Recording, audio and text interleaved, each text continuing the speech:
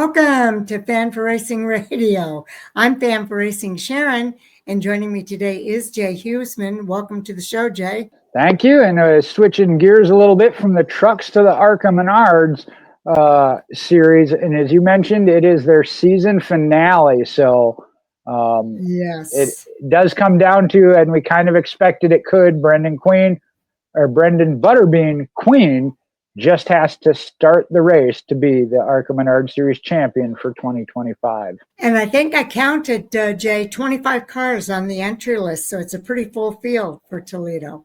It is, and we'll have to do kind of a full rundown of that if we have time, because there are a bunch of names on there. I think it's going to be an interesting race, and 25 is the same total I came up with, but the number of different names I think is going to be interesting when we get to it. It is. All right. So let's go ahead and get started with the race. Is the Owens Corning 200 presented by CGS Imaging. Toledo Speedway at Toledo, Ohio, this Saturday, October the 4th at 4 p.m. Eastern Time. It will be televised live on Fox Sports 2. Now, our first note here, Sharon, does confirm that we know how to count. It says 25 drivers and teams are entered for the ARCA Menards Series Owens Corning 200, presented by CGS Imaging. It is the 2025 season finale at Toledo Speedway. What you may not know is it's the largest entry for an ARCA Menards Series race at Toledo Speedway since we had 27 there back in 2017. Now, when he takes to the track for practice, Brenden Queen in the number 28 BestRepair.net Chevrolet is going to earn the final 50-point bonus of the season. This one is given to each driver that participates in the last of 4 5-race segments of the season.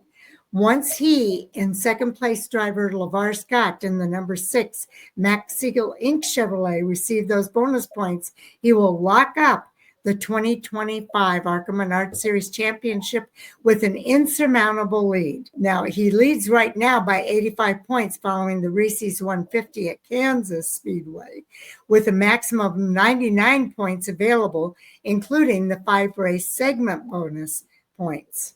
So just has to be there for the practice and for the race, and he's got it pretty much signed, sealed, and delivered. Now, Pinnacle Racing Group, though, team owner Mark Webb, he will lock up the 2025 ARCA Menards Series Owners Championship if Queen finishes 16th or better, regardless of what Joe Gibbs Racing number 18 team does. JGR has a chance to steal this owner's title in the final race, but would need to finish among the top 5 and have that 2018 finish outside the top 20, which doesn't happen very often. No, it doesn't. Something to keep an eye on. And I think Brenden Queen has shown that he's good on road courses as well as the ovals. Now, he's good on all tracks. He is. Okay, now when she takes the green flag, Isabella Robusto in the number 55 Mobile One Toyota will lock up the Bounty Rookie Challenge Rookie of the Year award. Robusto will follow Haley Deegan to become the series' second female Rookie of the Year. Deegan won the top rookie honors in 2020. Robusto has set the single season record for the most top 5 finishes by a female driver with 10. She trails Aaron Crocker Evernham, who has 12 for career top 5 finishes. So congratulations to Isabella Robusto. It has been fun watching her this season. And she really did. Started out a little rough, but really picked it up in the second half to even 3/4 of the season. Now, Robusto trails Jason Kitzmiller, the number 97 ALL Construction Carter Cat Chevrolet, by 13 points in the battle for third in the final ARCA Menards Series point standings. Both have a best finish of third in 2025. Kitzmiller's came at Daytona International Speedway, while Robusto's came at Talladega Superspeedway. Both have 8 top 5 finishes, and both have 13 top 10 finishes. And remember Tristan McKee, at just 15 years old in the number 82 Gainbridge Chevrolet Performance Chevrolet. He is making his fourth start of the season. McKee became the second youngest winner in ARCA Menards Series history at 15 years, 6 days, when he won his series debut at Watkins Glen International in September. Anxious to see what he does. He could be a spoiler, I think. Most certainly could, as could another one, Max Reaves. He's in the number 18 Cookout Toyota, again in it for the Owners Championship.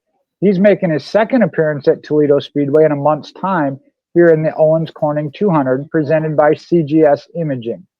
Reaves, who won the ARCA Menards Series East race at Toledo Speedway's sister track, Flat Rock Speedway, in May, finished third in the ASA Stars National Tour Super Late Model Glass City 200 back on September 13th. Very interesting. Okay, now Jackson McLaren in the number 95 JSJ Construction LLC Toyota will make his third start of the season and his first ever at Toledo Speedway. He will have 2013 Glass City 200 winner Dennis Strickland, who started his racing career at Toledo Speedway in the mid-90s, as his spotter. So that's going to be a dynamic duo there. Certainly will be one to watch for sure. Now, the Owens Corning 200, presented by CGS Imaging, will be the 85th ARCA Menards Series race at Toledo Speedway since 1963. Only Salem Speedway, with 111, has hosted more ARCA Menards Series races. And Mason Mitchell holds the ARCA Menards Series track qualifying record at Toledo Speedway. He set that record in 2014 at 15.682 seconds and 114.781 miles per hour. So I remember those days with Mason Mitchell. Well, and it's no surprise that it's 10-time Toledo Speedway winner Frank Kimmel that holds the ARCA Menards Series race record.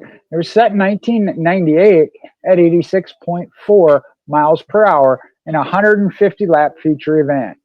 Now, the record for the most cautions in an ARCA Menards Series race at Toledo Speedway is 18 for a record 114 laps, and that was set in 2008 in a race that was won by Matt Carter. Now, on the flip side, the record for the fewest caution in a race at Toledo Speedway is 2. That was set in 1985 in a race won by Ed Hage and matched in 98 in a race won by Frank Kimmel.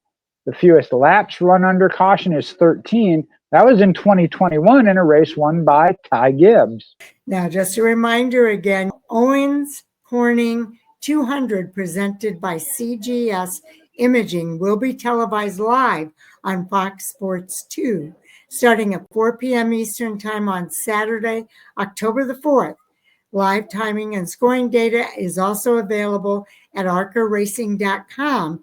And for up-to-the-minute updates, please follow at ARCA_racing on X, formerly known as Twitter. So do you want to cover the entry list here? All right, we'll see which ones we haven't hit upon here. There's quite a few. A couple of regulars just in the top 5 listed. Nate Moeller and Willie Mullins, 2 regulars. Matt Kemp from Sawyer, Michigan, going to be in this one as well in the number 9. And then Ed Pompa in the number 10. Tony Constantino and Takuma Koga. This one is one, and I don't know how to do all this. In the number 20 Venturini Motorsports, from Mayaca City, Florida, is Julian DaCosta. That's a new one I haven't seen a whole lot of. Tyler Rifle being a number 23, comes to us out of Henderson, Nevada. This is one I thought they would have talked about a little bit more in the notes, but Venturini Motorsports, Taylor Raymer, making another start. See, the number 31, that should be the Rise Motorsports this week. Racing Toward a Dream sponsorship is Presley Sarah, Shane Bacchus, out of Evans, Georgia, in the Michael Maples machine. Justin Rothberg out of Miami, Florida for Nitro Motorsports. This one, too, I think we'll see more of in the future. Becca Monopoly out of Lakeland, Florida, and Orlando Health Ford by Stuart Weiss. That's the number 85. got Alex Club, Jason McLaren, we talked about a little bit there, and then Michael Maples in his, I'm sorry, Jackson McLaren, you're right. Kitzmiller, Jeff Macaroni in the 03 for Alex Club, and then Brayton Laster made several starts this year. I think there's a feature article up actually of him on the ARCA Menards Home Series page. Yes, you definitely want to check that out. All right, it's a full entry list, Jay. And again, I think it'll be interesting. I know some fans may not be involved deep enough to understand the owner's point side of it, but that's been a battle all year long between the number 18 and the number 28. Obviously we said Brenden Queen is guaranteed, as long as he shows up for practice and starts the race, to get the driver's championship. But that owner's championship is still a big deal for these teams. It is indeed. And Brenden Queen has been looking forward to this day since the very start of the season. So we'll give him his due at Toledo Speedway this weekend. It'll be interesting. It's a situation where you don't have anything really to worry about as far as racing for that championship anymore. Obviously, Brenden Queen been strong all year, raced up front. The only concern I would have is if he then is a little bit too loose, knowing it's locked up, and lets it get away from him. And it wouldn't take much, because I think there's a couple of drivers we talked about, Max Reaves being one of them, obviously going to be, I think, pushing extremely hard. And some of these other drivers that, this is their one chance shot at winning, make their name known. Tristan McKee mentioned, a 15-year-old. So it'll be an interesting race for sure. Yes, it will be, and I can't wait to watch it. Okay, anything more that you want to make sure we mention before we close this out? I think we've addressed quite a few of the spoilers that could come up with a victory this weekend, but I think Brenden Queen is just as capable of going after that win. I know it came up on Hot Topics. I think of maybe this series can get a little frustrating to watch because you have one or two drivers dominate. But if you listen to what the stats we had, there's a lot of history being made by Isabella Robusto, for females. So to me, I see a lot of great storylines within that. Is it a championship battle down to the wire? No. Okay, that happens. I get that. But there's still some great racing and storylines within it that I think fans, if you tune in, can really pick up on. And if you think about it, it kind of sells the point that we've been trying to make, that a full season of just points sometimes loses its luster when it gets to this part of the season. And this is not that I'm not happy for Brenden Queen, not that you and I recognize that there's a lot of other things to look at. But as far as the championship, we pretty much know who the champion's going to be. Yeah, and it was going to be really tight even going into last week, and then LeVar Scott had a problem which pretty much secured it after he was knocked out of that race, or not knocked out, fell out of the race. I don't want to get anybody spun up that he was taken out, but we've seen it. In the West Series we see that. They still run the full points for the whole year, and we have 5 drivers still in good position. But that's the rarity. I mean, if you look at the other series, that season-long championship just doesn't seem to hold up as far as excitement at the end.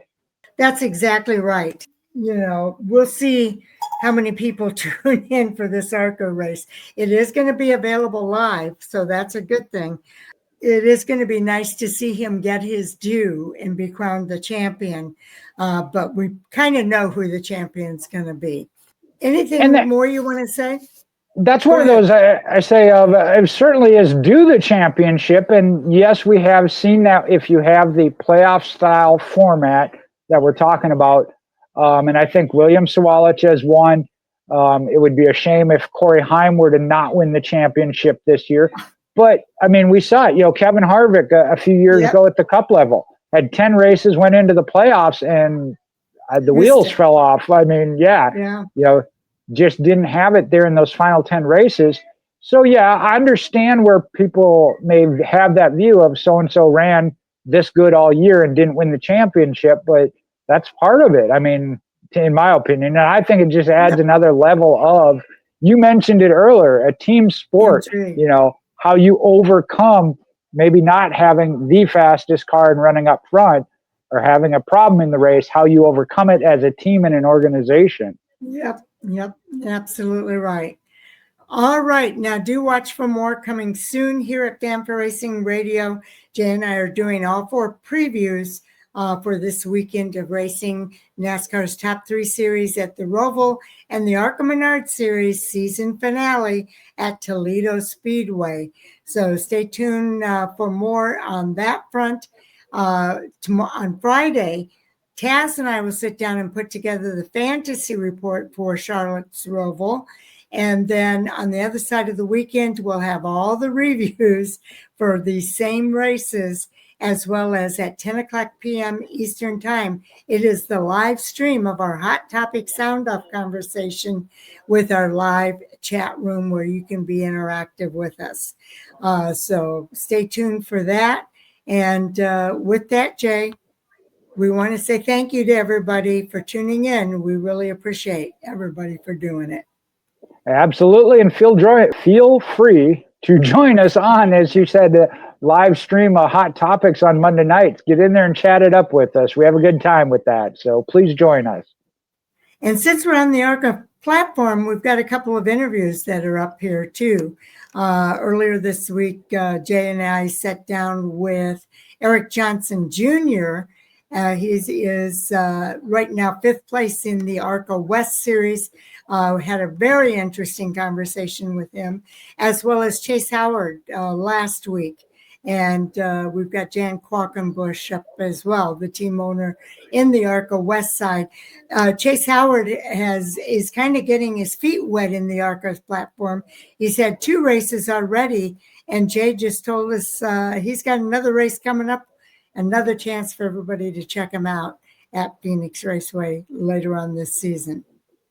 Yeah, that's exciting for him. I'm glad to hear it. I saw that earlier in the day, so thrilled for him. And again, getting his name out there and building that as he looks towards what he can get set up for next year. Absolutely. So we'll check you all out in the next video. Take care, everybody.